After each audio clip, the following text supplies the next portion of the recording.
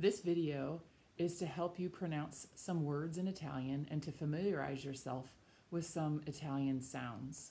You need the pronunciation guide included in this assignment in front of you in order to complete it successfully. If you haven't yet read the instructions on the assignment, please pause the video and read those instructions now. I can't stress enough the importance of familiarizing yourself first with the 5 primary Italian vowel sounds. So Italian has the same 5 vowels that English does, A, E, I, O, U, but their sounds are different. In Italian, A, E, I, O, U. Repeat after me, A, E, I, O, U. In order to pronounce Italian words correctly, you must practice these vowel sounds. What's really nice about Italian is, for the most part, and for the purposes of our course, the vowel sounds do not change their sounds, no matter what word they are found in. So as you say words, remember these 5 vowel sounds. All right, let's look at the pronunciation guide. We'll start out with double consonants, or consonante doppie. Whenever you see a word that has a double consonant, you just simply pause between the 2 consonants, creating 2 distinct syllables in the word. Per esempio, ballo, mamma, della, fanno, cassa, rosso. I hope you're repeating every word after me so that you get some good Italian speaking practice. S between 2 vowels sounds like a Z. Anytime you see an S in a word and it's between 2 vowels, it sounds like a Z. Per esempio, repeat after me. Casa, Pisa, naso. An S between a consonant and a vowel, or a vowel and a consonant, sounds just like an S in English. Pensare, fiscale, distanza. The Z in Italian does not sound like the English Z. It sounds instead like a TZ, like the word you know, pizza, pazzo, stazione, lezione. The H is never pronounced in a word in Italian. The H exists only in very few cases, which we will study in a second. So the H is there simply to change the pronunciation of the C and the G in a word. Sometimes you'll see it beginning a word in Italian, but when it does begin a word, it is not an Italian word. It's a word that has been borrowed, like hamburger, hotel, lago, laghi, amica, amiche, hamburger, O. There is one verb that has the H, an Italian verb, that some of the forms begin with an H, and that is an Italian verb, and the verb is avere. We'll study it later this semester. When you see a GN combo in a word, that sounds like a ny, like the word you know, lasagna, or the English word canyon. It's like an NY sound. Lasagna, legno, gnocchi. Practice saying these sounds to yourself, especially if there's any letter or letter combination that you are struggling to comprehend. Practice, practice, practice. The GLI letter combination, when you see that in a word, the G is not pronounced. Just like in the GN combo, it sounds like a nya. You don't pronounce the G, g, g. Same thing. When you see GLI, you do not pronounce the G. It sounds like li, li, as in million, voglio, degli, migliore, meglio, gli. When you see SCE in a word, that sounds like she, scegliere, sceso, pesce. If you see SCI, similarly, instead of she, it's she, going back to the vowel sounds. Scienze, sciacquare, sciopero. So practice your vowel sounds in order to help you practice these words that we've said and the words that we're going to say better. Allora, let's go to the consonanti. I'm just going to pronounce the words that are listed because, again, the vowel sounds are always the same. So I will just go to the words. Repeat after me. Banco, basso, bello, beato, bici, bimbo, bollire, borsa, bussare, buttare. Hopefully in those words with the double consonants, you could hear the slight pause in between the consonants. And hopefully also you notice the bici, the CI combo. We're going to get to that in a second. Here's the letter C, the consonant C. Caldo, cane, centro, cello. Notice that C before E sounds like che, che.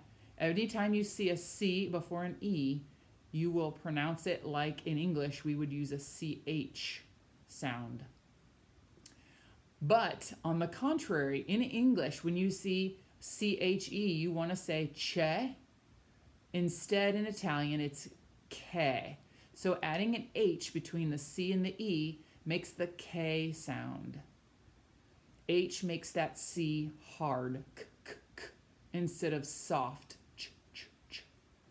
Ripetete, anche, bruschetta. Let's go to the CI. C before E and C before I sounds like ch, ch. So ciao, città, for example. But if you add an H between the C and the I, that C becomes hard, just like che. Now we have chi, as in Chianti, architetto. C before A and O and U is hard, like k, k, k. No H is needed. You will never see an H after a C before the vowels A, O, or U. Ripetete, collo, colonna, cucina, cultura. When we get to G, there is a similar situation with the letter H. We're on D, dare, data, debole, deciso, dire, dico, dottore, dormire, due, durare. One thing I want to interject right now, in Italian, typically the stress of a word falls on the penultimo or the second to last syllable. But there are many Italian words in which the stress falls on the third to last syllable. As I say some of these, you may have noticed already. Like debole, the stress falls on the first syllable instead of the second to last syllable. F, fai, faccia, felpa, femmina, fiori, finale, forza, fondamentale, fuga, fumare. And here we come to G. So G before A, O, and U sounds like g, g, g. But G before E and I sounds like j, j, like the letter J in English. But there is no J in the alphabet in Italian. And so in order to get that sound, we have GE and GI. In order to get g, ge, and gi, we have to add an H to make ga, ge, gi, go, gu. Gatto, gabbia, gelato, genitori. Ghetto, scusatemi, ghetto, spaghetti, giorno, gita, laghi, unghia, scusate, gonna, governo, guardare, guerra, lago, lavare, leggere, letto, libro, litro, lotta, loro, lusso, luce, male, mare, meno, meglio, minore, mille, molto, mobili, musica, muto, Natale, natura,